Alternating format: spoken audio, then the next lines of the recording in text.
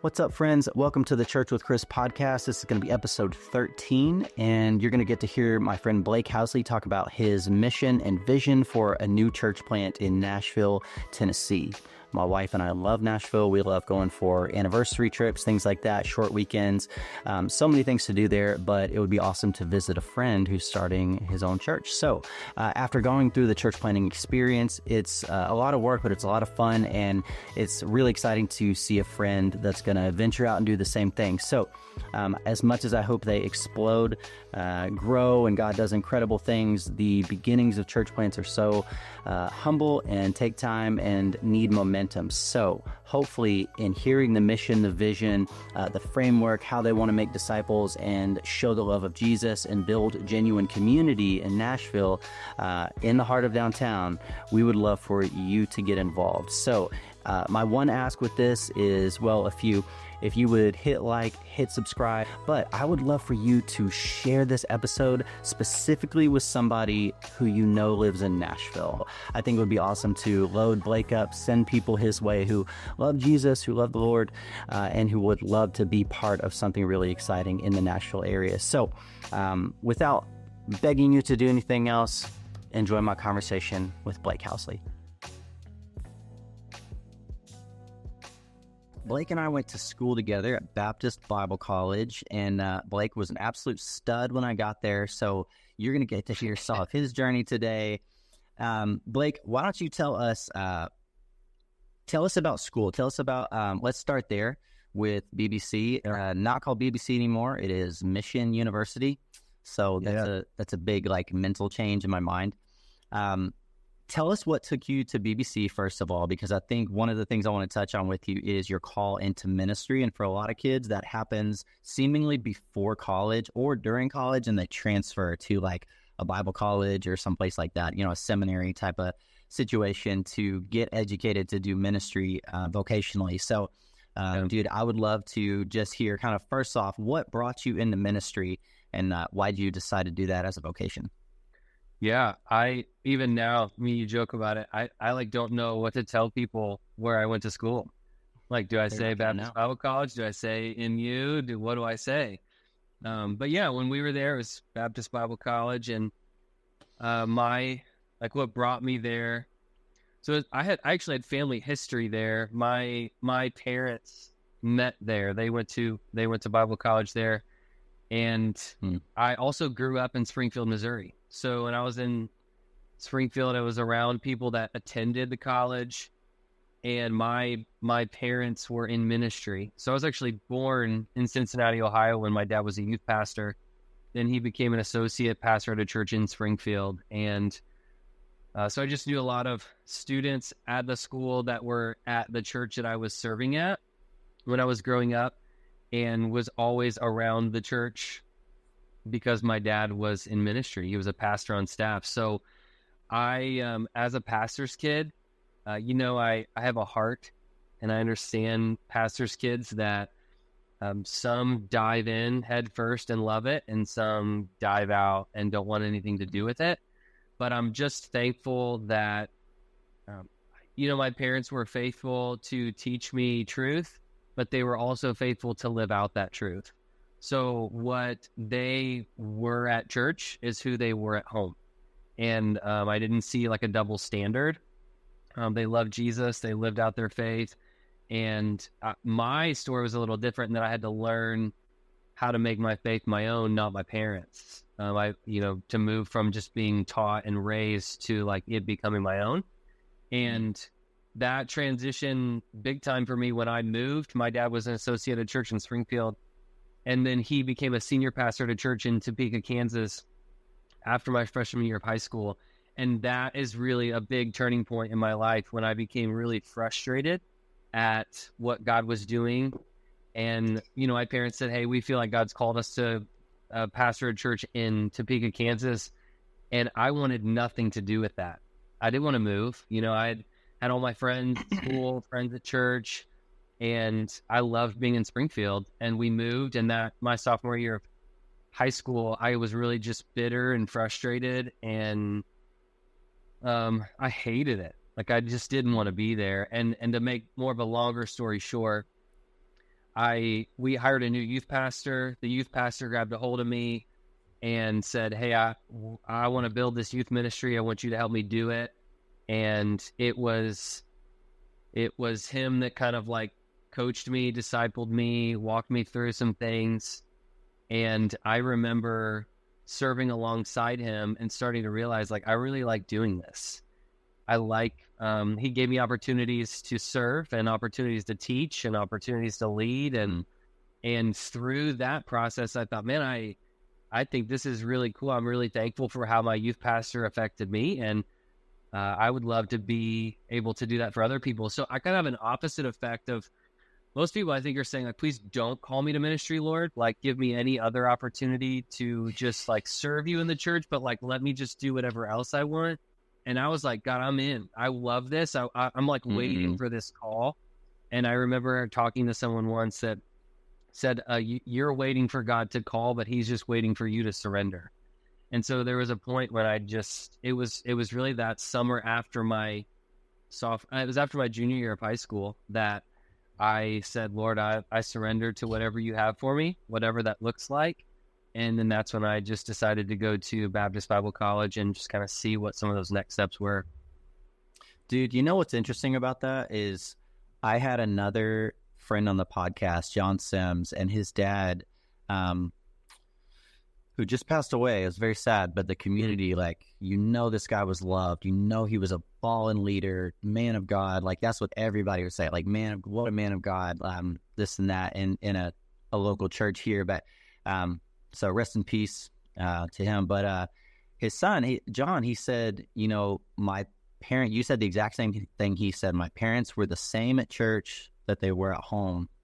And that's what kept him, partly what kept him in the church. He was like, you're not fighting like this hypocrisy of like, well, we're second best to the ministry, or we're, they're fake at the church. They put on this face and they're different people at home, that kind of thing. They mistreat us or neglect us or whatever. So I think that's one interesting thing. The other constant that I hear is when people go into ministry, a lot of times it's a youth pastor. It's not their pastor. It's not their worship pastor. It's the youth pastor. That's such an example for them that they were like, yeah, I think I want to do what he does. I want to go into ministry. So that's really cool. It's cool that you didn't see a side of your dad in ministry that turned you off to that idea. Yeah, I think it's great to see that displayed at home, and that is ideal. But then it takes someone even outside of the home to display that this is real to them too. Because you just think like, this was my norm, but is this everyone else's norm? And you started to realize as you grow up, this is what I understand is like what's normal in my house, but that is not the norm in my friends' houses. And so when you see it as the norm in yours, and then you see a youth pastor that's in leadership as well, that's the norm for them. Like, this is how they live their life in following Jesus. And not just on Sunday, but throughout the week, then you see it displayed in multiple ways, and you realize like this is the real deal. Like, following Jesus, how you live your life for Jesus can be displayed, and is very real. It's not a show. And I think that comes up a lot as well, because I talk to a lot of pastors' kids who that's the number one reason why they walked away, was because at church they saw their parents as something, and at home they were like, that's not who my parents were. And so I realized, like, I don't know that I would have ever drawn that conclusion if I didn't have people that said my parents weren't the same. They were different in different locations. Yeah, no, that's so good. I'm curious too. Do you think there's a lot of people that go into a Bible college experience, or they want to go into ministry, who actually haven't gotten the reps to do anything? Like, do you see a difference between the people who kind of have and haven't? Because you said they showed you got opportunities to lead things and to do things. I feel like a lot of people kind of showed up at school and didn't really have any kind of reps at all. It was kind of like, I don't think, I don't know if anybody ever told you this was like your thing, or if you just didn't know what else to do, or, that kind of thing. Do you see a difference in the kind of people who end up stepping into ministry who had that prior experience, like as a younger person, versus people who really just like they're just getting their feet wet, maybe in college? Absolutely. I think that's just a level of maturity. And a lot of that can be rooted back not only on their activeness and wanting to be involved, but I think it also has to do with people that are serving in a local church as leadership or pastors. I mean, we go back to Ephesians 4:12. I mean, that's one of the things that pastors are called to do, is to equip the saints for the work of the ministry. And if pastors aren't actively doing that in discipling people that are growing up in their faith, whether they are feeling called to full-time vocational ministry or not, if they're not giving them those reps or those opportunities, I think they're missing out on helping people mature in their faith, or what we would define or really look at is just taking a next step toward Jesus. So you see a level of maturity with people that have had those reps and people that haven't really been given that opportunity. Yeah.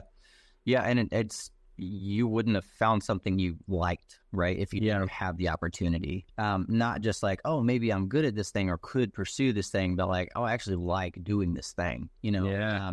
Because for a lot of people, it's like, it's not as much what you like, but what people think you should be doing as a pastor's son, right? I should probably follow in these footsteps because like my dad was a pastor, his dad was a pastor. Like that's just how it works a lot of times. So and that comes a lot of times without anybody saying like, hey, I think Blake, you are really gifted at this. And like you know, versus like, hey, maybe you're great with money. Hey, maybe you're a really savvy business guy or something like that. Or you could sell really well, or you're really personable. But to say this is what you're gifted in, you know, and was there ever a time where you thought about doing something different? Or was that pretty much like that was set? I don't know that I thought about doing anything different, but I think in high school it was just like, have fun. Like I don't know that I necessarily was dwelling on it too much. I think the only time I ever thought about like, what am I going to do was I had classes where they were like, okay, we need you to write down what are some of your future goals. And I remember being like, I don't know. I have no idea. We'll figure it out later, I guess. And getting through college. Yeah, in my mind, I was like, you just go to college, but I don't even know what I'm going to go to college for. So I don't know that I necessarily thought of anything at all until I felt like this is what the Lord had for me. Yeah. So catch us up. You ended up at then BBC, so Mission U now. You were there when I got there. You'd been there, I think, a couple years. Stud on campus, absolute killer. It felt like everybody knew who you were. The best description I got of Mission U before I was there was like church camp, but all the time. And it kind of like, in some ways, kind of felt like that. I mean that in the best way. I'm not trying to be negative toward the school, but it was like, yeah, there's a lot of fun all the time, you know, in the dorms and just living and everything, which is hilarious for like a conservative, you know, fairly conservative school as far as colleges go. But it wasn't anything like Bob Jones or places where you can't even do certain walk on the same side of the sidewalk as some people, girls or something. And I know some of the rules kind of got a little lax by the time I was there, but I'd heard stories about like, oh, we can't watch movies in our room, and oh, we can't, you know. So I think by the time you left, how long were you there? Because you ended up going to grad school there, right? Mm-hmm. Graduate. Yeah, I started in the fall of 2007, and I finished with my master's in 2013. Okay. That's a long time. Yeah. I was there 6 years. Yeah. Yeah. I know people who are afraid to leave who stay that long, and they're like, there's like this comfort blanket of like, man, real life is scary. But I do think you were well prepared to step into seasons at your church of ministry because so Parkcrest is still called Parkcrest. Yeah. Okay. You just never know. People change the names of churches all the time. But the Party Crest, as they called it, or back in the day. So when did you decide to step into ministry there? And was that like an invitation from your dad or leadership at the church, or was it because you were serving there all through college ministry and all that kind of stuff? But was that like an invitation from your dad? Was that something you wanted to pursue? And then like, what did you start in? And then what did that look like for maybe the last like 10 years or something? Because I think you've transitioned roles there maybe a couple times. Yeah. So I told people my dad is the senior pastor of Parkcrest, and the funny thing is, when I moved back to Springfield to go to BBC, he was still a pastor in Topeka. So I was at Parkcrest for 2 years, And then when the pastor at Parkcrest retired, they called my dad to come back as the senior pastor. And so I just went right back to Parkcrest because that's the people that I love and the place that I knew. And I still love the people of Parkcrest. And but when I was getting ready to graduate, I remember telling people, I think people as well, because my dad was a pastor, just thought, oh, he's just going to work for his dad. It was just like a natural progression. And I think because of that, I would tell people, I will never work for my dad. I'm not going to work for him. I'm going somewhere else. And I think it was to like combat that mindset of like, oh, it's just easy for you because your dad's a pastor. He'll just bring you on staff. And I thought, no, I have trained for this. I've been equipped for this, whether it's my dad that hires me or someone else that does. And so I remember just telling people I'll never work for my dad. And it had nothing to do with my dad. It was kind of my own pride of like, no, I will do this on my own. Yeah. And I will accomplish this and show you that it has nothing to do with, it's not going to be some kind of like nepotism or, and I've seen that. I've seen, anyway, I don't want to get too much into that, but I've seen some negative sides of that in church ministry as well. And so I need you to name names real quick. Yeah, I'm steering clear of that one. But I remember graduating undergrad and interviewing with a lot of guys, and nothing panned out for whatever reason. And I remember having a conversation with one of our professors, Dr. Wallace, and I remember having a conversation with him and saying, I don't know what to do. Like, none of these ministry opportunities are panning out, and I have nowhere to go. And there was no open spot at Parkcrest. So it was like, I have no option. And I remember him saying, well, why don't you go to grad school, get your master's? And I literally laughed. I thought he was being funny. And I was like, you graded my papers. You've seen my work. I'm not that good of a student. And he's the one that challenged me to go on and get my master's. And so I stuck around. And I'm telling you, getting that degree has changed forever how I will do ministry, how I study the word. It equipped me. Oh my! I can't even say how much. I'm just so thankful that he spoke that and said, like, I think you can do it. I think it'd be a good thing for you, and it was incredible. So I went into grad school, and then halfway through grad school, a part-time position opened at Parkcrest, and so I jumped on board part-time, serving as a volunteer coordinator, just plugging people into ministries, running some outreach ministries. Really enjoyed it, but then I was still in school. Then after I graduated, the student pastor actually transitioned on staff at BBC as the campus pastor, still at Parkcrest, but they were then short a student pastor, and they asked if I would come on as a full-time student pastor. And so it was just kind of a progression of like volunteer coordinator. Then I moved right into student ministry. And it was funny that, like, you know, I'll never work for my dad. And then I worked like 3 different positions at the church. But yeah, that was kind of my transition or my movement into Parkcrest. So then you started as a youth pastor. Is that right? Mm-hmm. Yeah, student pastor. Well, I started as volunteer coordinator part-time, then went on full-time as student pastor, and then transitioned to next gen pastor, which just meant I oversaw our middle school, high school, and young adults. Yeah. Okay. I'm curious, you know, because some people jump straight into like the first job that they could find. I'm curious, were there ever any jobs that I knew friends that left school early because they got offered a job, and it was like, hold on, you're gonna offer me like $27,000, like, which is like crazy laughable, right? But it's like, you can offer me like $30,000, you know, to go be a youth pastor. Like, that's, you know, I'm out of here. Like, I'm done with school. I got, you know, I learned enough. I know how to study the Bible a little bit. Like, I'm gone. And then I'm sure, because you traveled multiple times with camp teams, rec teams, that kind of thing, to do summer ministry at different camps for students. Mm-hmm. I'm sure you got job offers like all the time, or people that were like, hey, when you're done with school, you know, at the very least, when you're done with school, you know, would you consider this or that? Did that kind of stuff ever happen to you? Because I'm just curious how you navigated that kind of stuff, like, instead of jumping straight into a job, because like in the Baptist Bible Fellowship, there were probably plenty of opportunities. You know, And I didn't think of it that way, but honestly, no. Like, I didn't have people that were like waiting for me to graduate to say, we want to bring Blake on. This will be a great fit. I had a lot of great encouragement. I mean, a lot of guys that were like cheering me on, that were for me, that really loved when we served at camps together, that were just very complimentary. But there was nobody that was like, hey, we want to. And like I said, I interviewed with multiple guys, and those were all experiences in and of themselves.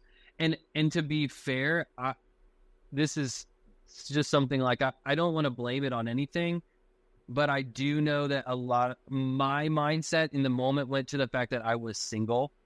And I think a lot of pastors have a fear of hiring a single student pastor, and I get it.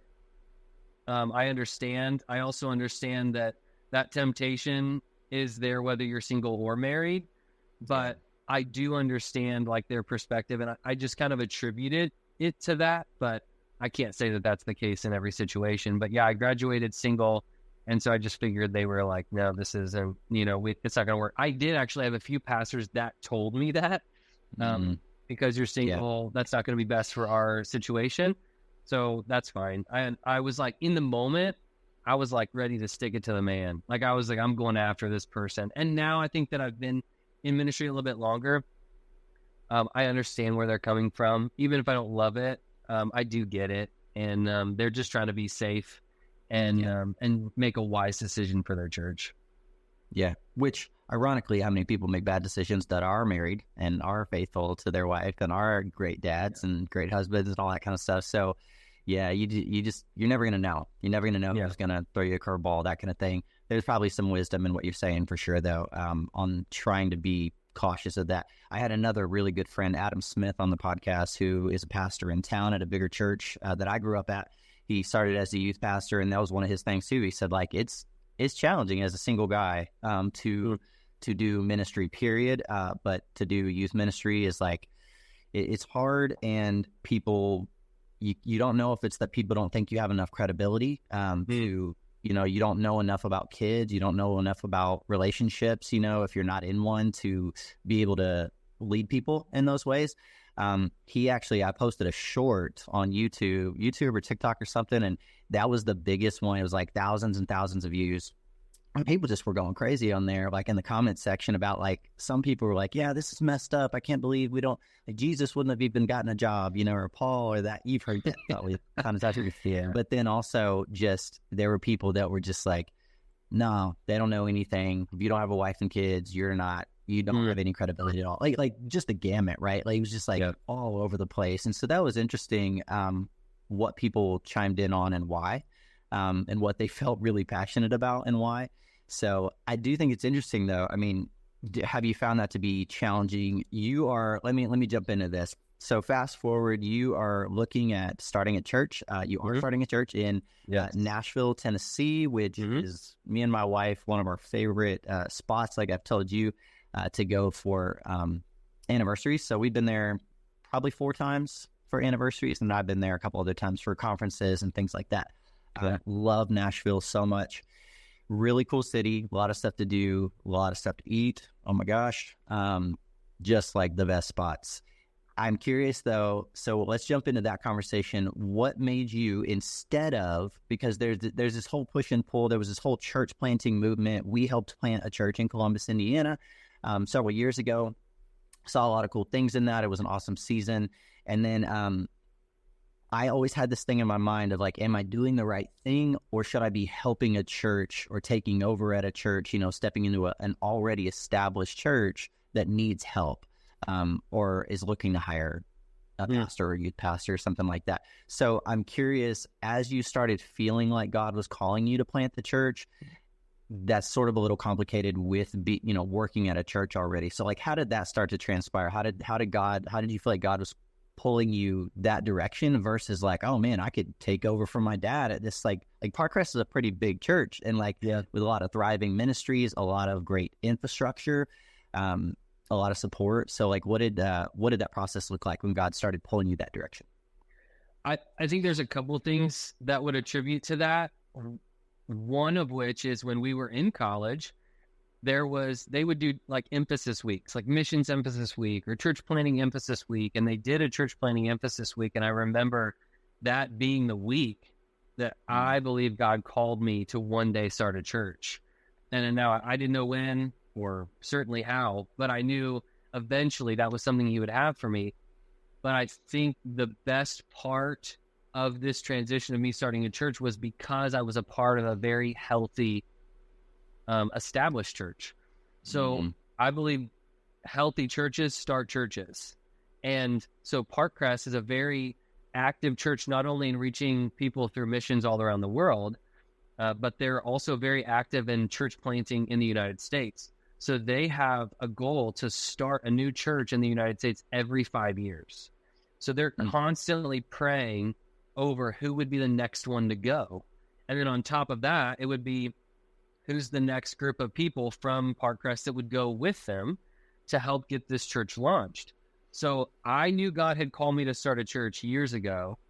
And then I'm a part of a church that's praying about who are we going to be sending out next. And I think it's just those, like, being involved in those things that God has set up already that are healthy.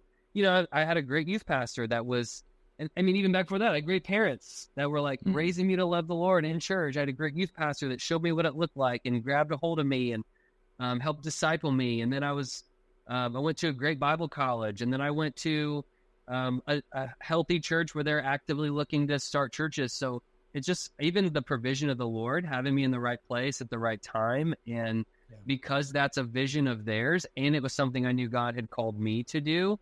And, you know, I mean, you look back on it and see, like, I joke about, like, I'd never worked for my dad. And the Lord's like, I've already got this set up. Like, you are going to work there because I've got you. You're going to be sent out by them one day to start a church. So just however he was playing that out.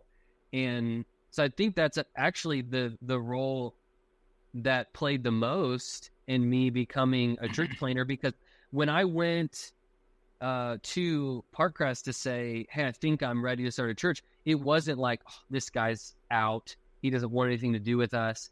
It was, great, this is the person we've been praying about. This is the next person to go out that is still a part of our church, will always be connected to Parkcrest. I love the hardest part for me is there's so many church planners, I think, that are like looking to leave their ministry to like go create something that they think is going to be greater or better, rather than being sent by a very healthy church that you say, I really don't want to leave these people. I love these people and I love this church. And to be honest, I love the community. I had a great church, great friends, great gym. I just bought a house. Like, I loved living in Springfield. I loved my role there, but this transition has just been very healthy because thankfully the Lord has had me involved in healthy ministries. Yeah, that is, I think, so much of church planting is reactionary, right, to what you are already in, to the culture that you're already in. And I know that was part of our story too, was sort of like, okay, I only have grown up in contemporary churches. Well, since I can remember, since, second grade ish, like or third grade, when I moved to Indiana, we never went to a church that sang hymns. Nothing like that. It was always like more contemporary style music, small group ministries, the whole thing, right? Like when North Point and Saddleback and those all kicked off, like sort of that new kind of style of church. Yeah. But there were still things in it that I felt like we were planting as a reaction to. And, some of that was just immature. Some of it, you get into it years down the road and you're like, oh, that's why it takes elders so long to make decisions. That's why we had to do this and this and this the certain ways, or we couldn't spend money on that because you had to pay and just you didn't understand it. Like, some of it was just a lack of wisdom. And so I think for you, it's actually really helpful to have good. Because again, I've worked at several churches, but by the time we planted, I had never been anywhere like really planted for a while.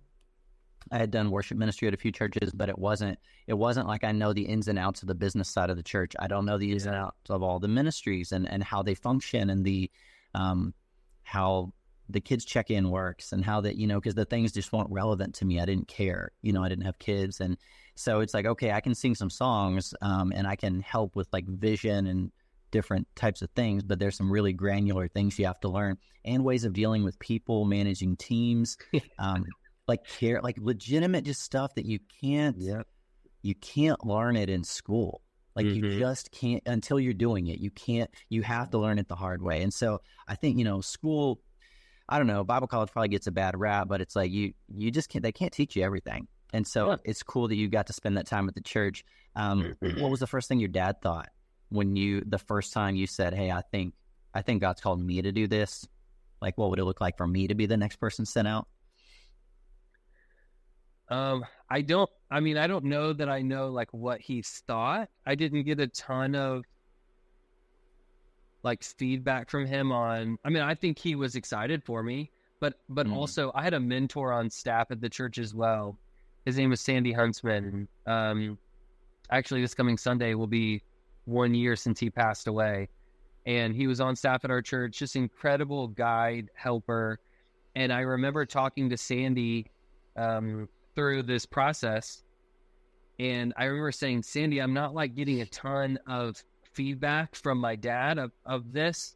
I know he's proud of me. I know he's excited for it, but like it seems very like tempered, very like. And he said, Blake, you have to view it from his perspective. He is so excited for you, and he loves these next steps that God has for you. But that also means he's number one, he has a son that's moving away. And number two, he has an employee that's leaving, and he's got to replace that role, So it is this like, I can only imagine kind of the mixed emotion of like what you would feel in that moment of all of it. So I knew he was excited for me and all on board. But also there were other guys on staff and the team there that were with and for me as well. And they were speaking a lot of that encouragement into me as well.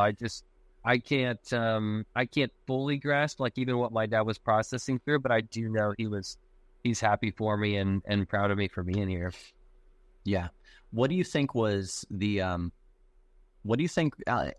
biggest fear in life is actually, and I talk about I talk about this with my wife all the time. My biggest fear is that my 3 little girls are going to grow up and move away. And because my family is in town, my wife's family is in town, at least our parents, my siblings are in town. They were both over last night. My mom let us all 3 go on date nights with our spouses, that kind of thing. And it's so great to just be around your family. So I know for you, like one, moving is hard. Moving to a new place where, very few people, maybe you have some contacts, but it's not like it was, right? Yeah. There's not that comfort level with like, I can just stop over at mom and dad's house or whatever. But yeah, man, the thought that your kid, like, yeah, you're raising them to go out into the world, but then it's just got to be a different feeling when they actually do it. So fortunately yours are, it's like, well, I'm doing what you trained me to do, I'm going to be in ministry, but, why Nashville? That's like my biggest question actually for you. And a friend of mine asked that too. I mentioned I was going to be having a conversation with you, and he said, oh, that's weird. Like, why Nashville? Like, of all places. So, you start in the church in Nashville. If you want to, do you want to share the name? Because you're going to be sharing the name. Yeah, absolutely. Yeah, I'd love to. Especially this is, we're recording this putting out the names. It's like exciting to say it because it's been so like kept tight to like say it, even though it's not launching the day we put this out. But we are launching Journey Church Nashville, and Journey Church is a name that we really just came up with over the past couple months because I felt like we had developed the vision, the mission of the church. I just could not tell you a name to save my life, but I allowed the vision and the mission to drive what we were naming the church. And our vision is to help people take their next step toward Jesus. And the mission is to develop fully devoted and equipped followers of Jesus. So when you think of like next steps, followers, we talk a lot about our faith journey. What does that look like? We know a lot of people, even in general, when we talk about building genuine community, like we don't want people to walk alone. We want to journey together with people. So just like that word kept popping up, we're like, man, that's it. Journey Church Nashville. Let's go with this thing. So that's what we ended up landing on as a name. Journey Church Nashville. So when this comes out, that should be the first day that all your social media channels are launching, all the name, all the stuff, the website you said. Yeah. So Yeah, it's all that. Nashville.com. All of our handles, the website, everything is going to be under Journey Church Nashville. But to get to the question you were asking, another reason why we drove toward Journey as well is because one of the, and it's funny when you ask this question, because I get this question. This is the number one question you get, I think, as a church planner: why the city that you chose? I've also found that when I get that question, some people ask wondering why, genuinely, and some people ask almost like accusing, like why? Some people are like, hey, why Nashville? And some people are like, why Nashville? And it's two different ways to ask this question. And so I know that there are probably churches in Nashville that people around the United States could name. Like, there's some great large churches in the city. Yeah. But when I actually went to my dad and the team at Parkcrest to say, hey, I think God is moving forward in this church planting journey, and talked with them, that was back in 2021. So this has been like years that we prayed over this and moved forward. I went through a church planting assessment. I started praying over where, because I knew God had called me to start a church. I had said yes, but I just didn't know where. And even this next step idea, I had, I remember talking to two of my best friends when I felt like God was saying, it's time to move forward and starting a church. I said, hey, I want to talk to you guys about this, but I'm not telling anyone. I'm not telling anyone at Parkcrest, anyone at all, until I figure out the city, because I know they're going to ask that question. I want the answer first. And both of them separately said, what if God's wanting you to be obedient in this step before he reveals the next step? And so I thought that was great advice. So I went and just shared with my dad and said, hey, I'd love to be the next church planter sent out of Parkcrest. I don't know where. I just feel like God is saying it's time. And so I started praying over where. And like I mentioned, I got assessed through a church planting organization. And one of the... Who was that? Who was the organization? It's Converge. Yeah. I got assessed through Converge. They're the agency I'm going through, so I'm planting through Converge as well. So when I had gone through this assessment and still didn't know where. They're just assessing if they think.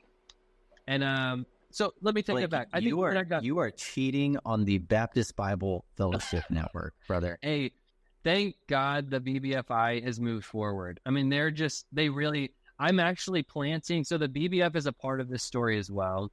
They have a church planting agency called Apex, and I got approved through Apex. I did their assessment as well.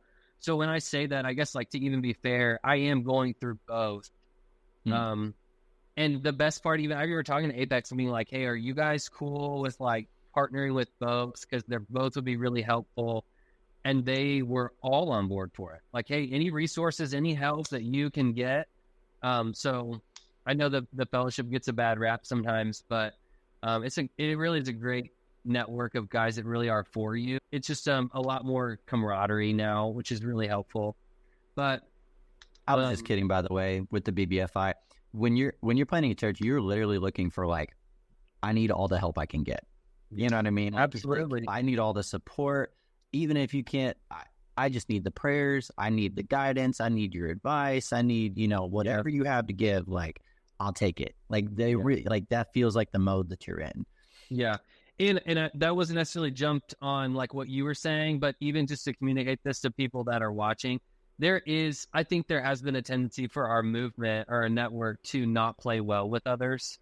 And anytime you have a network of people, everyone has their own opinions and thoughts. So sometimes people in the fellowship aren't easy to work with, and some are really involved. So every network has that. And it's not any different than any other network. But I just say that because I'm thankful for the fellowship. I mean, all the churches I've been involved in have been fellowship churches, guys that have discipled and coached me, been fellowship guys that graduated from BBC. And so I'm very thankful for the network. But I was the reason why I bring up Converge, especially in this question, is when I was searching through the city where, I had no idea. I actually called fellowship guys that have planted churches and said, hey, I feel like God's saying move forward. But I don't know how did you discover the city? What did that look like for you? And there was really two responses that I got back from people. They said, number one, make sure you find a city that you would enjoy living in. And number two, find a city that has a need. And even after hearing that, it wasn't like Nashville was like, oh my goodness, that's it. I remember talking with someone at Converge that's actually now my coach. His name's Chris Highfill. And so Chris, when talking with him about, man, I'm trying to figure out the city, he started listing off cities that Converge was saying, hey, here's cities that are really primed and ready to receive church plants. And he listed off like 5, 6, 7 cities. And I was like, oh, those sound like terrible places to live in. And then he said, he actually mentioned Nashville. And it was like, something's different about Nashville. So I'm like, I'm going to pay attention to that. And so I started doing a little more research on it to try to figure it out, because I think I thought the same way that a lot of people thought of, like, well, Nashville's the South. Maybe it's a hub of the Southern Baptist Convention. You got Lifeway here. You got some solid churches in town. And I thought, well, I don't want to go somewhere where there's not a need. That doesn't fit the other one. Just because I like the city doesn't mean you should go plant a church there. And so when I started researching it back in like 2022, we're seeing Nashville being one of the fastest growing cities in the United States. It's still one of the fastest growing cities in the United States. I just talked with a developer here in town about a month ago. In 2025 alone, they're building 19,000 apartments in downtown. So there's just people moving in, and the people are coming from Southern California, they're coming from New York, or they're coming from somewhere outside the United States. So when people are saying, man, you're going to the South, I tell everyone, Nashville is not the South. I've lived here since May of last year, and Nashville is in the South, but Nashville is not the South. The people that live in the city are from another part of the country or another part of the world, and it is totally different context from in the city, or even if you just go hit a suburb. I guess I thought maybe you were leaning toward, like, meaning ideologically or politically, Nashville's not the South, like Nashville's not the Bible Belt, like that kind of thing. Like you're there, but it's not that. Sort of like a lot of metropolitan cities. Like, okay, if this whole state might vote conservatively, that doesn't mean most metropolitan cities are conservative, like the majority of them. So, so definitely, do you think that was what you thought before you moved there? Or do you think that's been, even moving there, do you think that's been, has that shifted how you thought you needed to do ministry, or like the vision you had in your head of what you needed to do? Sure. So when just researching it, I knew that it was, I mean, you can study statistics all day, but until you show up in the city, you really don't know. But I did know that it was one of the fastest growing cities in the United States. And I did know those people are not coming from the South. They're coming from somewhere else. And so that now it's like being here, it's just affirmed everything I've said, everything that I've learned about this city. I'm telling you, it is the most wild thing. You can meet someone and you can roll the dice on whether it is Southern California, New York, or somewhere outside the United States. Like, those are the top 3 where people are coming from. And it's very possible they work for Amazon that's moving here. They're working for Oracle that's moving here. They're working for a large corporation, like major corporations that are moving into the city. And that's why for me, when I started looking at Nashville, I actually came here and visited. And one of the guys that I talked to said, hey, you need to meet up with this guy that's starting a church just outside of it. And when I met with him, he said, Blake, I grew up in Nashville, and the Nashville natives hate what Nashville is becoming. And they hate the people that are moving in. Genuinely. They're saying these people are changing our city, and we had a gem of a city, and they are ruining it. And it is just growing so fast that even the city doesn't know how to handle it. And so these people that grew up there are like just fed up. And so he said, I moved here to start a church to reach those people. You are one of the transplants. So you need to target reaching the people that are in your context. And then on top of that, for me being a single guy, I live in downtown Nashville. For those that know the city, I live less than a mile from Broadway. I live right in the heart of downtown. There is a large population of young adults. There's 52 colleges or universities inside this city. People come here to go to school, and they stick around. They're like, I love this city. So it's wild to me to then see how many young adults are moving in for school, how many people are moving in genuinely for the music industry, how many people are moving in because their corporation is moving out of a state that's economy is tanking, and say, well, man, Nashville and Tennessee is doing great. We're going to move our corporation headquarters there. So now you have people moving in from all over the place. And I meet people on a daily basis that are very far from the Lord and that need Jesus. And the number one way I believe we're going to reach them is through community, because they're moving into a city that has a lot going on. It's a lot of fun. I mean, there's a concert every night of the week. Cody Johnson was here last night at Bridgestone or at Nissan. Mm-hmm. So it's like you pick the night of the week and they have a major artist, they have a concert, they have something fun, they have somewhere to go eat. Like you were saying, when you come visit, there's always something fun to do. And there's a lot going on around them, but I genuinely meet people. They don't have genuine community. They don't have people that really know them or they're known by. And that's really what they're searching for. And being a single guy living in downtown Nashville, getting to really build that community, I'm seeing people that are hungry for that. Yeah.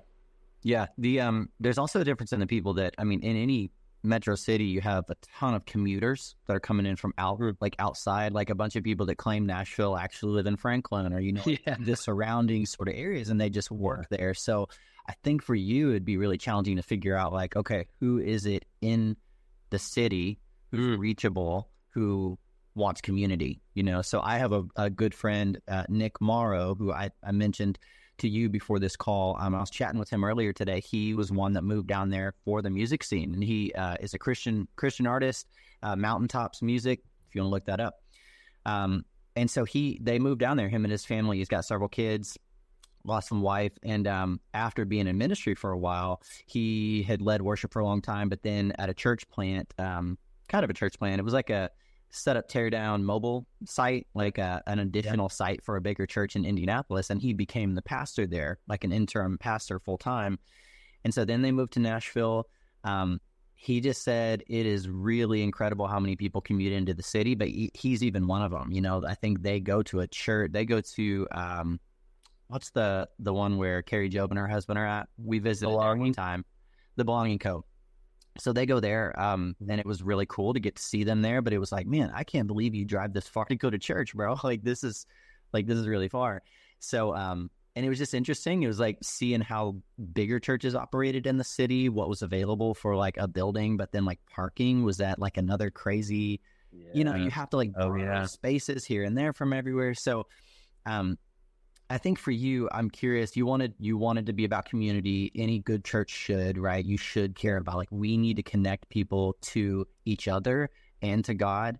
And a lot of times that connection to God is just strengthened by the one another's, right? And so being about that, I'm curious, I mean, you shared your kind of your mission, your vision. What do you think, you guys, is there anything unique that you think this is what I would like to bring to Nashville that maybe I haven't seen yet? And I want to caveat that by saying, I know it's really popular for a new church planner. We did this too.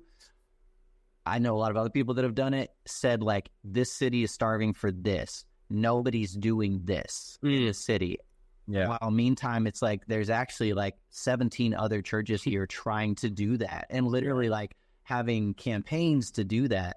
And almost feeling like when they hear things like that, it's like being thrown under the bus. Like, what do you like? We've been trying to do this for 10 years, we've been trying to share the gospel with people and love people and build community for 20 years, and so I think maybe there's just sort of an arrogance with like, well, we're going to step in and do what these people are not doing well. And it's like, well, it's just a big place, man. Like, there's a lot of people to be reached. And that was kind of the number one answer with like, well, why would you start a church here? It's like, well, does everybody go to a church here? Like, is everybody in community here? Does everybody know Jesus here? Like, no. Like, maybe this is a good place to start a church, and make a bigger city feel smaller, if that makes any sense. So are you asking like, you're saying what's unique, or what are we bringing that maybe someone else isn't? Or is there something, is there a need that you think that you guys are going to meet that maybe you haven't come across there? or something unique that God has put on your heart that like, hey, this is how we're going to do this. This is how I want you to accomplish discipleship here. So I guess I would say what I'm going to bring, what our target goal with launching the church, or how I feel like we're going to connect with people the most. I certainly wouldn't lean the direction of saying nobody else is doing it. I would just say we've identified one of the greatest problems in the city is that loneliness and lack of genuine community. And again, I'm not saying we're bringing that to the table better than anyone else in the city has or will, but I am saying that's what we've already seen as a problem, and that's what we've already seen as an avenue to connect with people. And so I would say we are approaching it from the perspective of, that's like you said, any church worth its weight is going to bring genuine community to the table. And what we've found is where we're at in downtown Nashville, that is going to reach people. So I think there are other churches in town that are doing that well. I think there are some that maybe aren't, but I know that we have an opportunity to reach people through what I see as one of the biggest struggles in the city, which is loneliness. Yeah. It's almost like you're just adding to, like, other people are trying to accomplish this. Yeah. Let's all help try to solve this problem together. Yeah. I think we really looked for opportunities, instead of, it's really just popular to start all of your own things. It was sort of a powerful idea to like navigate and find ministries or nonprofits or people that were trying to accomplish certain things that were established already in our city and try to support what they were doing. I think that over time we felt like that was actually an easier thing than just to like find the leader to start this ministry, or that ministry was like, hey, actually they're doing a great job with this. How can we support you? Right. Yeah. Whether it's like women's shelters or all over, right. Whatever ministries there were, is like, hey, let's try to figure out how we can be involved in those to some extent. And I think there was still some hostility from like other churches of like, well, we don't need another church. Like, we're doing a great job, Yeah. But then there were some people that had planted, even if it was 15 or 20 years prior, that were like, hey, we know this is hard and we're going to put our arms around you and like whatever you need, like, hey, let us feed you lunch, let us talk to your staff, about how we think through things. And we would be realizing like, man, our church has the same problem as this church that has a big building and all these, we're all thinking through the same problems and we're all discovering the same issues and trying to figure out ways to solve them together. I'm curious, have you made any really good partnerships in the city with other churches? Like, I see you posting all the time, maybe not churches in Nashville, but I see you posting all the time of like churches you're going to that are, I don't know if you're speaking at them or you're just kind of connecting with the pastors and staff, that kind of thing. Is that like a way to raise support, or are you trying to partner with different people and connect with people specifically in Nashville?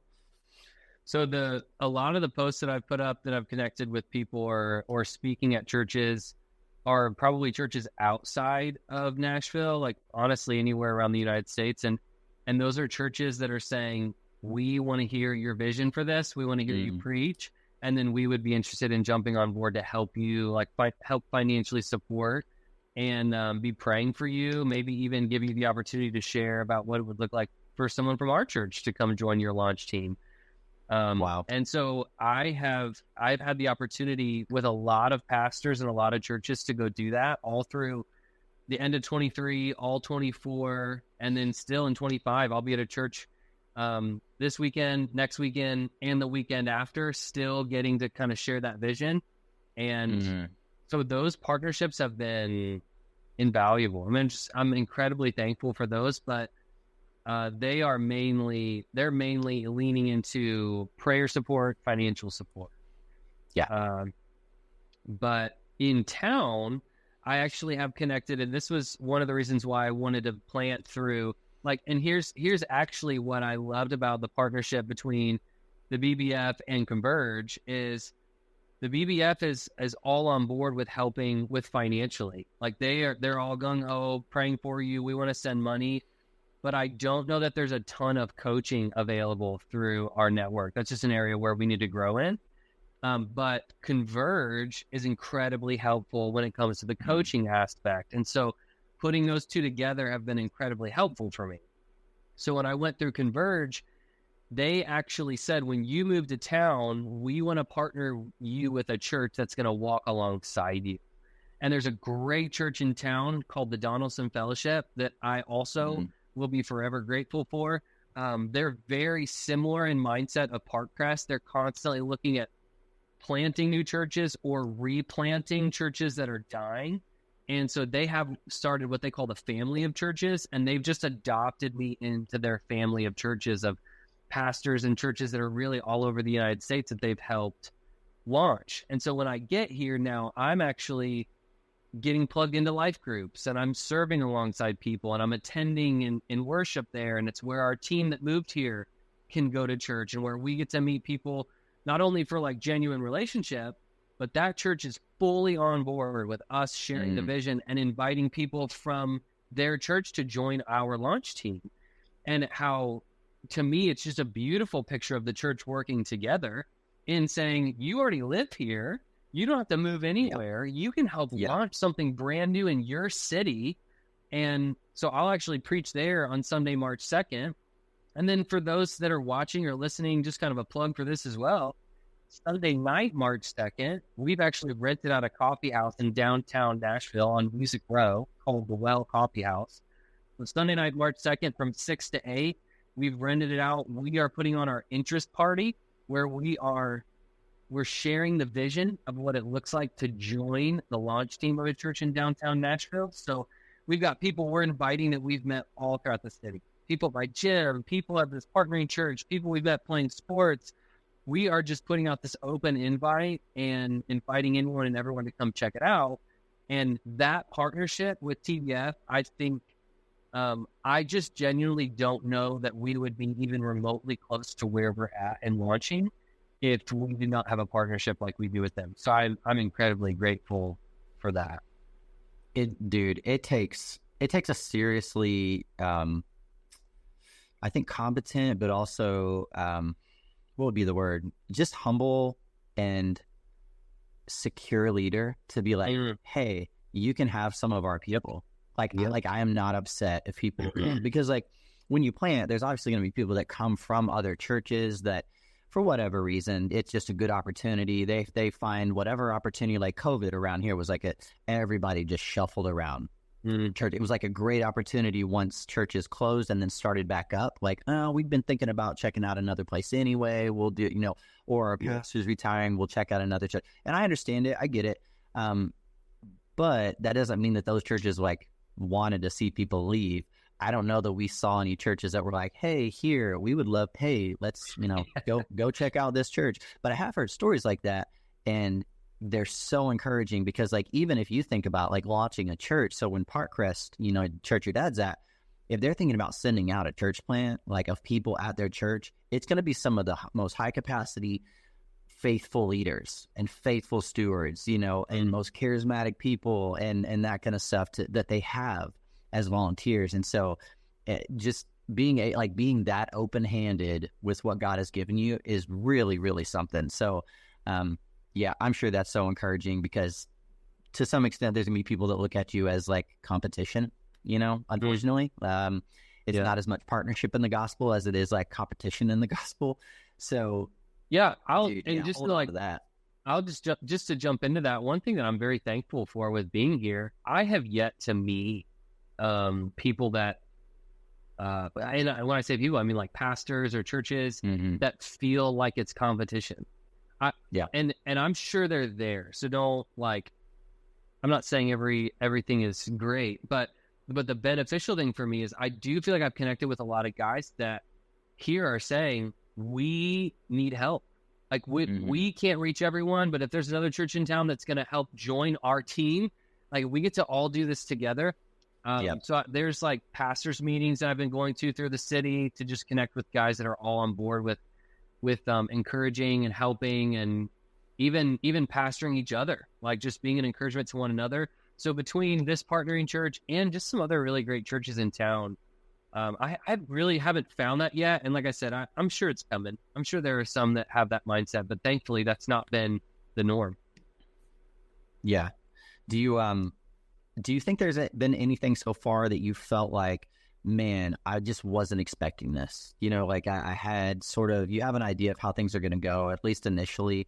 And, you know, you've started gathering people, I'm sure. But has there been anything that was like, dude, yeah, I didn't plan for this. Like, I'm not really sure how to navigate this at the moment. I think there's a lot of things like that, but between my coach that I have through Converge, the partnering church I talk with their pastor and their multiplications director. They're incredibly helpful to me. So thankfully those things don't pile up. Like I get to walk through those things with them and they're very helpful. I think there's just natural things that are like hurdles of things that I'm like, oh man, I'm just not good at this and I got to figure this out. I am not good when it comes like, you're starting a church, you're excited to meet people, share the gospel, build community. I really don't care to work with the IRS. That's not fun to me. It's not fun to anybody. You know what I mean? So like you have to be a legal entity. So you have to figure out how to become a legal 501c3. You have to file all the right paperwork and go to the right websites and click the right buttons. And man, I'm just not good at that. So like that's been, thankfully, like Converge and the church here in town has helped with that. I don't know that I remember taking classes even in school of like church and business finance. And I'm like, man, I should have paid a lot more attention to that class. But stuff like that, obviously, I know there's a ton of things, but like, I guess that's what I was getting at with even saying, like, I'm thankful for those coaches because I just get to take them right to them and be like, what in the world? Like, what do you do in this? Why am I not prepared? What should I adjust or change? So I don't know that I can answer that question really well, just off the top of my head with like something that but I also feel like I need to answer that because I certainly don't have it all together. So don't take that as like, oh man, he's got it all set. That is certainly not the case. I feel like I have really great people around me that are helping me take really solid steps forward in those things that I don't know what to do. No, the coaching piece is huge. Like if you're humble enough to say like, hey, I actually really need help in this area or that. I mean, because a lot of people that plant churches are pretty entrepreneurial and a lot of entrepreneurs like learn the hard way in a lot of things. I mean, it's like, I want to do it my way. And again, some of that's because it's reactionary. And it's like, well, I don't want to ask my dad or my old church, how did they do this? Because I actually don't want to do things like they did. But then there's some things where it's like, oh yeah, how do you pay people's staff? Like anybody you hire, right? How do I pay them? What do I legally have to do? And how do I actually get the money to their bank account from our bank account and like set up the right bank accounts and the right credit cards or debit cards that we use for the church? How do I expense all the things like for tax purposes and all the garbage that comes along with like basically starting a business? Like you can say all day long, the church is not a business. The church shouldn't be run like a business. It's like, bro, when there's money involved, is a business. Like part of it is a business, you know? Yeah, there has to be. Yep. And again, I don't think school can prepare you for all of that because it's like, dude, there's a new app that comes out every month to help you do payroll or to, you know, do your taxes or whatever. So like whatever you learned 15 years ago in that class is like, it might not even be relevant anymore. That might not even be a company anymore, you know? Yeah, for sure. That stuff. I do have a question for you as far as like expectations. Like when you guys first start gathering, do you have a timeline for that? I've got a few questions to follow that, but do you have a timeline for like what you would like to see, types of gatherings you'd like to see before you maybe officially launch, or like how would you like to launch? I sort of know roughly how Converge does things because I've had some conversations in the past with our mutual friend Jordan, who I think was with Chris Highfield, who you mentioned.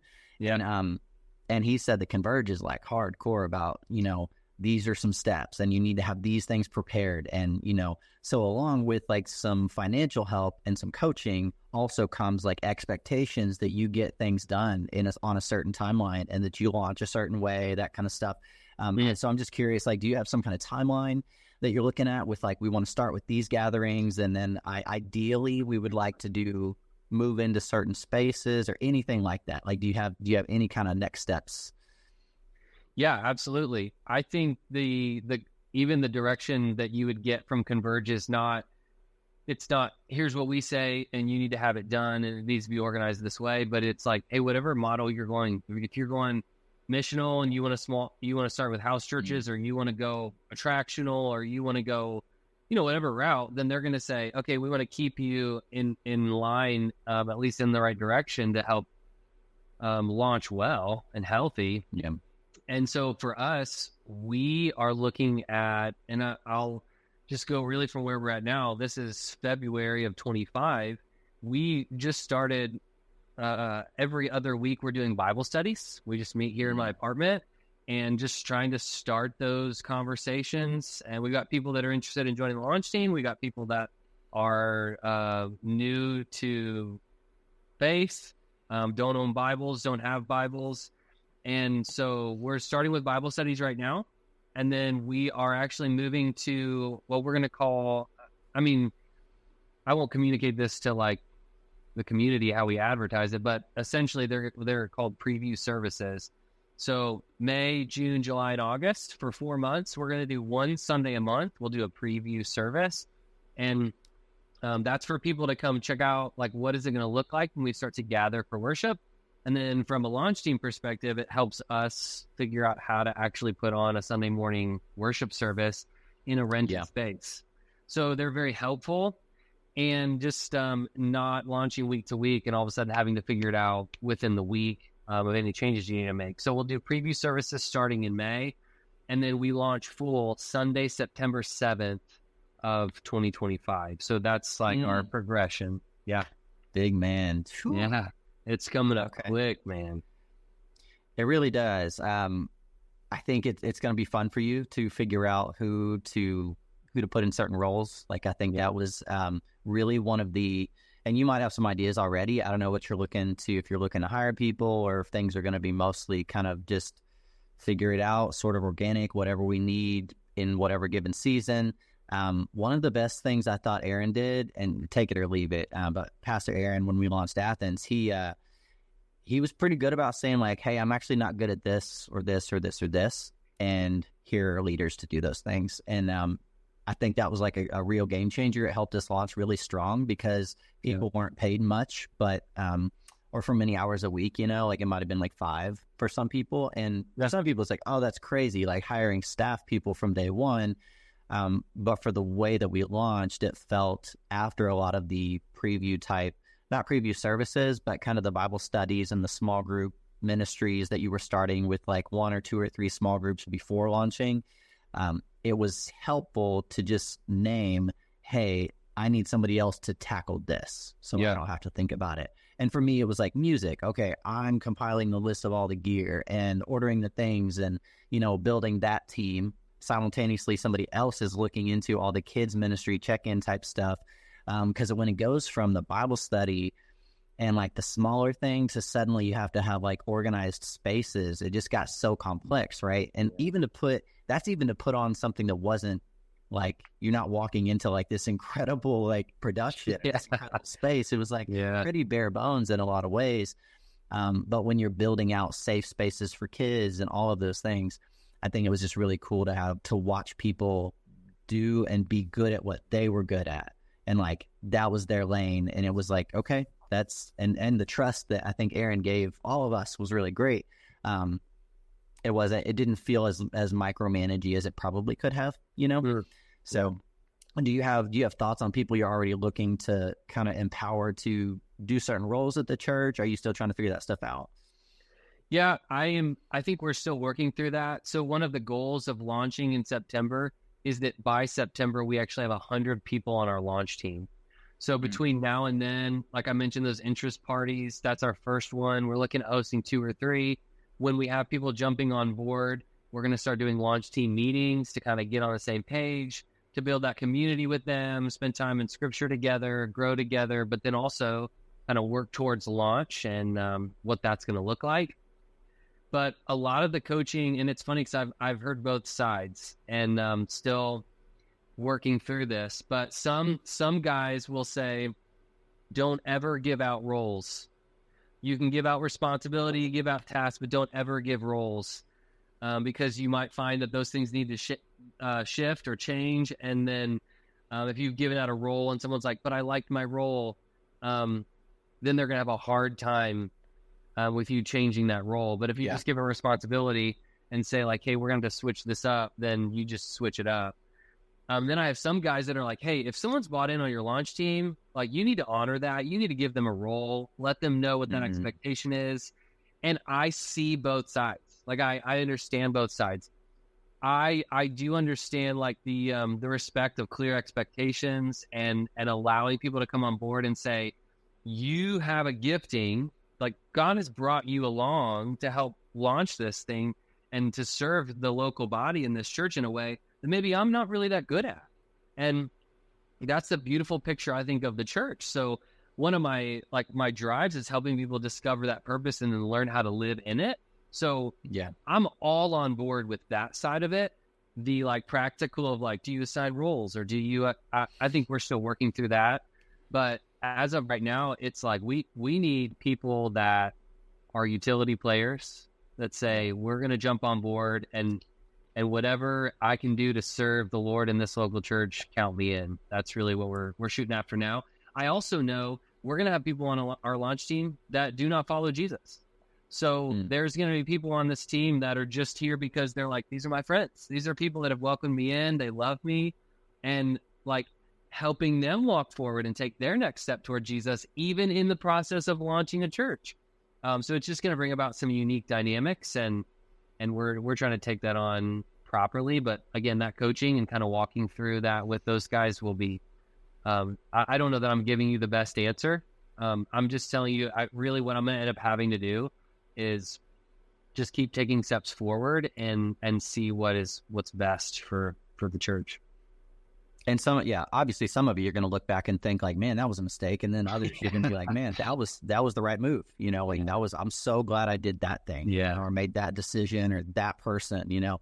And again, you can't foresee people that are going to make big issues of things. You can't you're not going to know. And you know that from ministry. That's not just a church planning thing. That's like, oh, I shouldn't have put this youth leader in charge. Oh, I really shouldn't have had this person on this team because I knew they were this way, or they were dramatic, or, you know, and like, what was I thinking, you know? And it's like in the moment, you just kind of need somebody. I think your point is great about assigning roles, because there were some people that was kind of like, I remember having specific conversations with as like the music guy that, I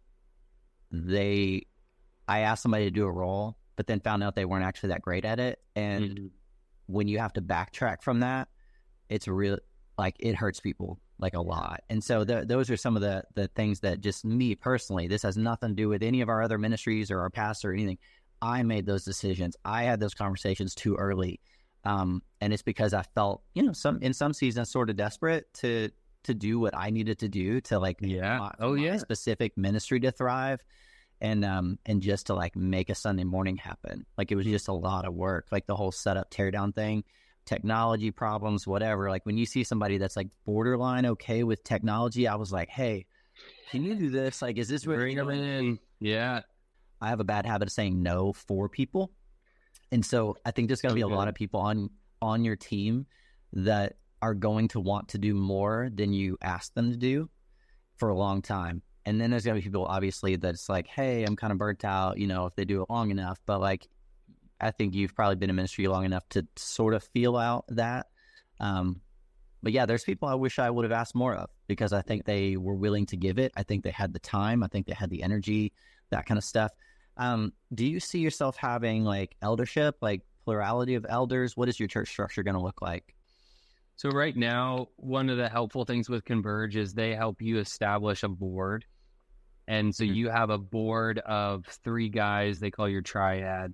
And that board is there essentially to act as those leaders for you until you can establish elders, deacons, whatever route you go with it. And so they are there as well as kind of to help with decisions and advice, but also from a financial perspective. Like they're paying attention to your budget, they're paying attention to what you're spending. And also like I have one of the people that moved with me on our team is an accountant. So she will be an incredible asset to making sure that those things are handled properly. And then right off the bat, too, a lot of church planters are like, I don't have anyone to help me manage these finances. So it's almost like their eyes are the only ones on the finances, which is never healthy. And so I automatically at least have 2 people. And so we're developing that process now to make sure finances are handled with the proper checks and balances. But right now, Converge is very big. And I agree with them. They're very big on not establishing that leadership too quickly. So they are saying, we will help you for now as your board. And then whenever you are to the point where you have established, discipled, trained people that you can bring on that leadership, then we will make that shift from this board to that board. But so right now, I mean, I don't foresee us having any kind of leadership like that for at least the next 2, maybe 3 years. Yeah, there's definitely something to be said for not doing it too early. There's also something to be said for taking too long to do it. I would say it felt like we waited maybe a little too long, but it wasn't. It was just mostly like a burden thing, like having other people to hand burdens to that could carry them, right? Other qualified people. So yeah, I remember before we even started, when we were launching, we had somebody at a very small church in town that didn't have any elders. It's an interesting church. I don't think it's a church anymore, but they had existed for a while with their structure. And I remember it clear as day, running into him somewhere, and Aaron was with me too. And we had just gotten back from a conference we had planted through the Sojourn Network. Now it's called the Harbor Network in Louisville. And great network. It was awesome. The leadership, the help, the coaching was awesome. The conference was about plurality of eldership, like why you should have that. And then we ran into this guy in town, and one of the things he said was, you need to wait as long as you possibly can. He was like a leader in the church there. Wait as long as you possibly can to install elders. And which was like the complete opposite thing that we had just been learning about, right? So it was, I don't know, it was just confusing and weird, and you don't really know what to do with that. And you're like, well, there's probably a reason you're saying that. It's probably gone badly for you, right? Yeah. So I don't know. Sometimes it doesn't feel like there's a right answer. It's just like you're feeling it out as you go, and you're assessing the need. And sometimes you don't have the right people to put in place, right? And that's I think that's a hard pill to swallow too. Like, I don't think we have the right people. And then on the other hand, hey, who do I have that could become the right people? And then like being able to hand that to people, right? Like that, like for you, that's got to be the hardest decision in the world. Fortunately, I never had to make that, right? Our pastor did, but it's hard.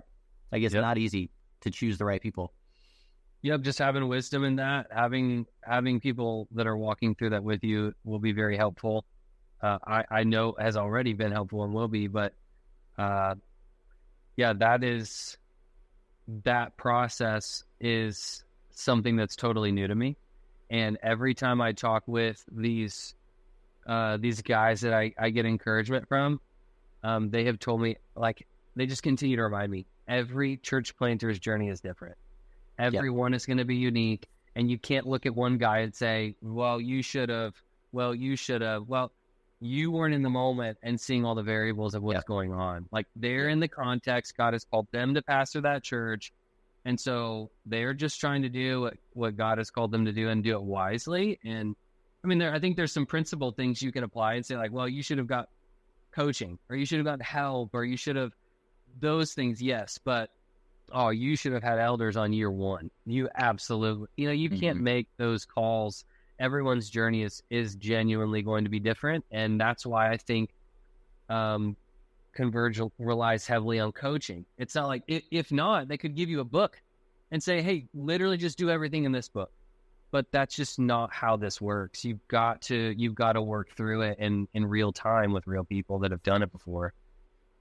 Yeah. To touch on earlier, you mentioned like volunteers at the church who aren't Christians necessarily. Is that like a conviction that you have, or is that something that you have experienced that you thought like, maybe this is controversial, but like, this is why I'm going to do that? Yeah. No.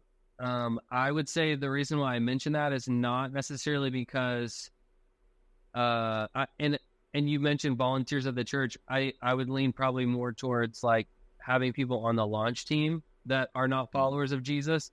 And it's not, I think what I'm finding, especially here, is you have people that want that community, and we're talking about the gospel, we're talking about Jesus, and they may be really excited to help launch something new in a city that is going to impact their city, and they get to be a part of it, but they don't yet know that it's centered on Jesus, and they don't have a relationship with him yet. So it's not that I'm like chasing after people that are lost to say, hey, come join our launch team. And it's the development of inviting people into a genuine community, and then saying, now you've experienced biblical community and you're seeing how other people are affecting each other's lives. And really it's because of their relationship with Jesus. But then they start to notice, man, I don't have that. And so I would say that conviction isn't like, oh man, I want lost people serving in our church, or I don't think that's there. I think if it's another opportunity to reach someone and invite them in to continually be open up to the presentation of the word of God and the gospel, I think I'm down with it. So that's really what I mean by that, is there's just going to be people on our team. They're just lost, but they're going to get a really cool opportunity to continue to hear about the gospel. Yeah, I asked that because like that feels sort of like a hot take, just in the sense that like there's some churches that actually have rules like, okay, if you're not a Christian, if you're not surrendered to Jesus, you don't follow Jesus, like you can't serve on. So it's like, hey, we'll take your money and we'll take your butt in the seat, because we want people here, that kind of thing. But you can't do this and you can't do that, and you can't serve this way and that way and that way. And I've always found that really hard to stomach when somebody is there trying to help your community and help you accomplish your mission. It's almost like the whole thing with Jesus of like, if they're not against us, they're for us sort of thing, right?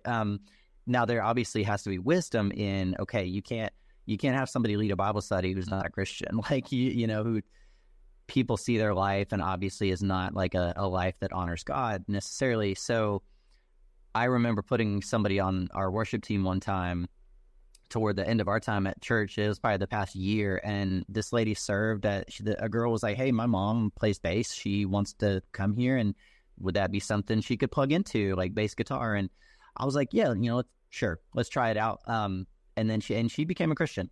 And, part of that was like, she said later, seeing the community, being led and sort of discipled through like short devotions, like each Sunday morning, for our team, just little things that added up to this picture of like, I think I need this Jesus. And, and consistent preaching. Like she was listening to Aaron Killett every week, like just like really great gospel saturated stuff. Yeah. And you just never know like the fruit that's going to bear. I think especially on a launch team, bro, I'll be interested to catch up with you in a couple of years and just see like, oh yeah, were there people on your launch team that, weren't Christians? Now, I think, let me be very clear. I think there's plenty of people in churches that aren't actually Christians and won't be in heaven, like for sure. But it's tough to build an environment with a lot of people that aren't Christians, but also be exclusionary about how they can participate. And so I still don't have great answers for that. Yeah. But I do like that it feels like you care about that. So. Yeah. And I would say I'm probably on the same page. I don't know that I have an answer for every situation, but again, I think that's just why we need local churches and we need local pastors that are investing in local people and saying, we're going to work through this together and figure it out. We really just want to continue to have that opportunity to share the gospel with them, and let's figure out the right way. We're not handing over the reins to somebody that doesn't know Jesus, but we also don't want to keep people at arm's length that don't know Jesus either. So we just got to, walk through that and figure it out. Yeah. A couple more questions for you. maybe I missed on the front end, how many people moved with you from Springfield to start the church? We had 3 people move from Springfield. Okay. Yeah. Did they have kids? Like what were their situations? So we have one couple that is an older couple. They have kids. They have kids that are out of the house. Mm-hmm. And then we have one single girl that is, I believe, 22.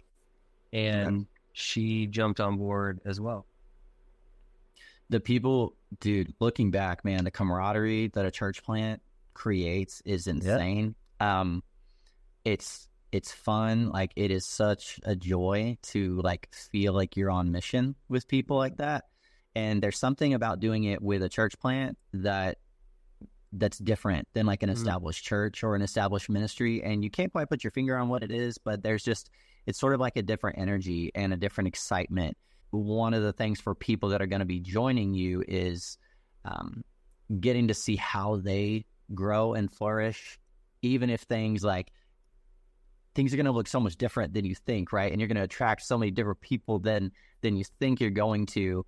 But it's a cool experience. So I'm really excited for you. I am curious what, last question, and I'll let you go because I'm keeping you too long. How do you need people to support you now? Like, what does it look like for people if they're like, man, I think I'll buy into Blake. I think this guy loves Jesus and wants other people to love Jesus, and I want to support this church plant in Nashville. What would be your pitch to them? Like, what help do you need, whether financial, spiritual? What would that look like?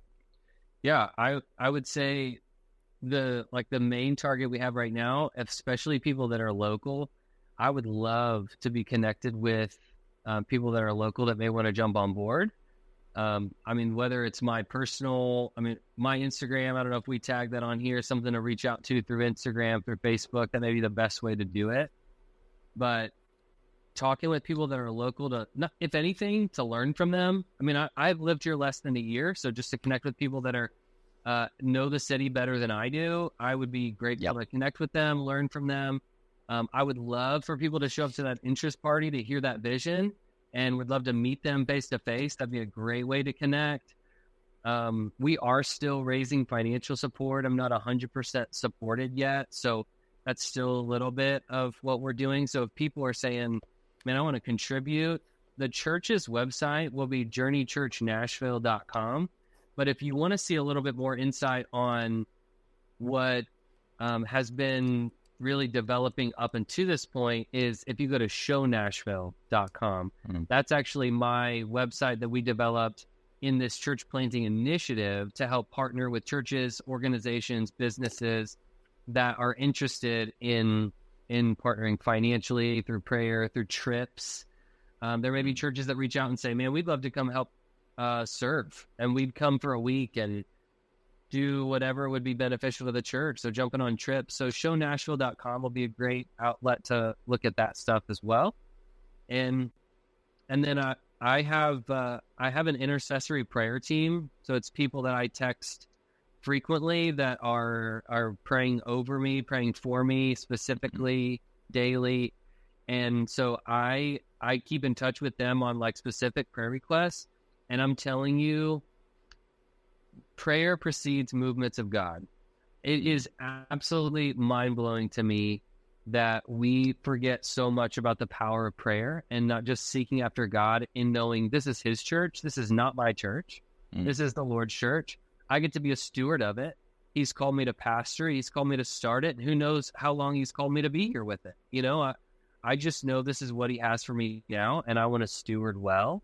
And I know if it's his church and if it's going to be built, it's going to be done in his power. So I would say if people are wanting to partner in prayer, that would be incredible. I mean, even if you just tacked my name on your prayer list and would pray for me, pray for this church, pray for the city, that would mean the world. I just know God is going to move through those prayers, and we've already seen him do it. And man, I'm so excited to see some of these next steps and what he does as we get launched.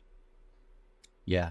Well, I mentioned I want to connect you with my guy, Nick Morrow. I even told him that I would pay for y'all's coffee. So deal. It's only and it's only if you go to Barista Parlor. So I got one less than a mile. I'd be over to Germantown and go to Barista Parlor. That's right. But no, I would love to connect you with him. And then anybody else in Nashville, I mean, I don't know where people listen to this. So, I can see it's the U.S., I can see numbers, but I don't see names most of the time. So if you're in Nashville, I would love, and Blake would probably love for you to reach out and just say, hey, maybe even connect. Maybe you've got some resources or some other people you could connect him with that would be really helpful. I've found the best connections always led to like a building space that we could use, or even just a ministry that we could help support, or even just simple ways of, hey, like I met this person, actually they don't have groceries and they have a little kid, and, can somebody from your church take things to them? Opportunities even in the schools. One of the principals of a local elementary school started going to our church, and they basically said, hey, our school is open for anything you have that you can get, like support our teachers, support our students, everything. And it's led to a lot of really cool opportunities to serve people in the community. So, those are a lot of, if you have opportunities like that maybe Blake and his team could step into, I'm sure he'd love to at least have the conversation. So, any last thoughts, Blake? What you'd like to see God do? What has God been doing in your heart recently? We'll wrap it up from there. You said something that our team has continually said. It comes up every time we gather, and it's don't say no for somebody.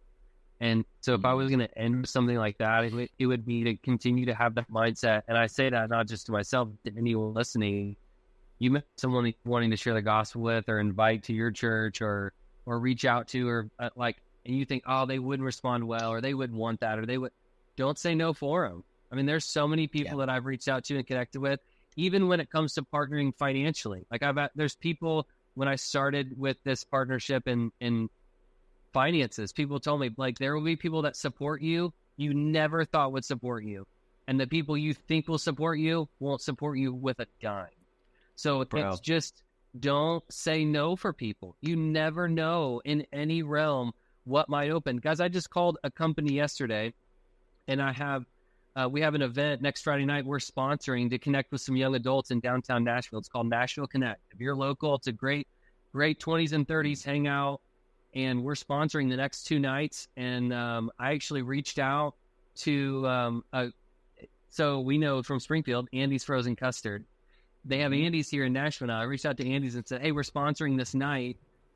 We're looking to buy some custard from you guys for about 125 people. How much is that going to cost? And they said, hey, let me call you back in like 10 minutes. They called me back and they said, we just want to donate all of it. I didn't even ask.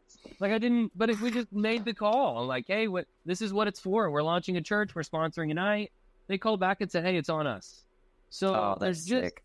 I've never called this business in my life. I don't know. Caitlin was the one who worked at the one in Smyrna, and she's been awesome. So one phone call, you just never know. So whether it comes to sharing the gospel, inviting someone to pray over you, pray for you, inviting someone into something you're doing, just don't say no for them.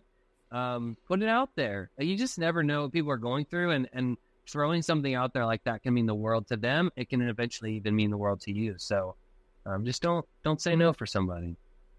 That'll preach, man. Yeah. And that's in most areas of life. That's in most ministries that really don't. My wife yells at me for it all the time. Like, oh, they wouldn't want to do this, or they don't have time to, they're busy. And it's like, no, man, the people that are going to come along that you make the ask for, are going to be crucial. And what is it, a ridiculous amount of people? It's literally 85% of people surveyed said if somebody personally invited them to church, they would go. And it's that's crazy. That's an outrageous stat. I don't believe it, for one. I think they say they would go. They might not show up, but you were spot on. The people who you think would help you don't. And the people who you just never in a million years thought, bro, there were times on Sunday mornings I would see somebody walk in the doors, and as I'm leading a song, would almost be in tears, just because I'm like, I never thought that person would come here. I just never thought it, And then the people who I thought, man, y'all are some of my best friends. We're starting a church. I've never seen you one time. It was crazy. And it was in my hometown, so it's a little different. It's we just knew a ton more people around, but people will surprise you, man. But good word. Blake, people can find you at Blake Housley on Instagram. You're going to be releasing everything for Journey Church Nashville by the time this is out. So today, on the 27th. And I look forward to seeing what God does through you guys. I hope everybody else goes and follows the journey too. Literally the Journey Church Nashville. So good. See, it just fits. I know it does fit. It does fit. But it is a journey, and it's really hard, and it's really fun, and it's something worth pursuing. So, man, of all the people, looking back in school and thinking like, man, if somebody's going to plant a church, it's like, dude, I'm glad it's you, Thanks, man. Good. I know that your story is very similar to Pastor Aaron's when he, during one of those weeks of church planning, thought, this is what I'm supposed to do. Like this, that's how God used, that moment, that church planning week, for us to get to do something that wasn't on my radar. So it's pretty cool. Thanks for the invite, man. This is great. I love talking mission, vision, church planning. I love all of it. So thanks for the invite. Yeah, absolutely. Blake, thanks so much, bro.